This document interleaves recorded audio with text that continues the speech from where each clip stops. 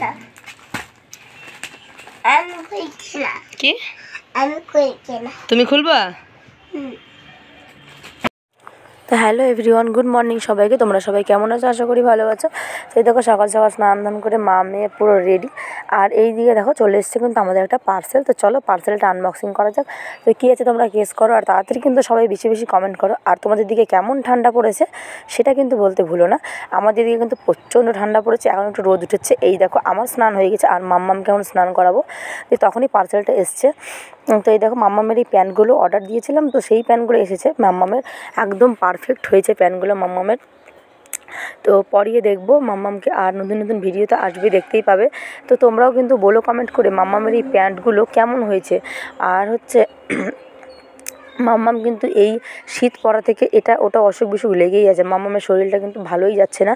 তো তারপরে এদিকে বিকালের দিকে দেখো তোমার দাদাভাই নিয়ে চলে এসেছিলো চিকেন।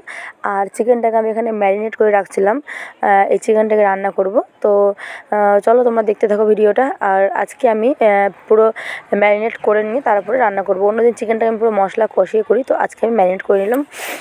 তো তোমরা কে কে চিকেন খেতে ভালোবাসো আর কে কে খেতে ইচ্ছুক তাড়াতাড়ি চলে এসো। আর এখানে অল্প একটু পেঁয়াজ রেখে দিয়েছিলাম, পেঁয়াজগুলো বেশ বড় বড় করে এখানে আমি কেটেছিলাম। কে কীভাবে রান্না করো বলো, আর সবার রান্নার প্রসেস তো অবশ্যই আলাদা। তারপরে দেখো দেখতে দেখতে এদিকে মাংসটা কিন্তু বসিয়েও দিয়েছিলাম আমি।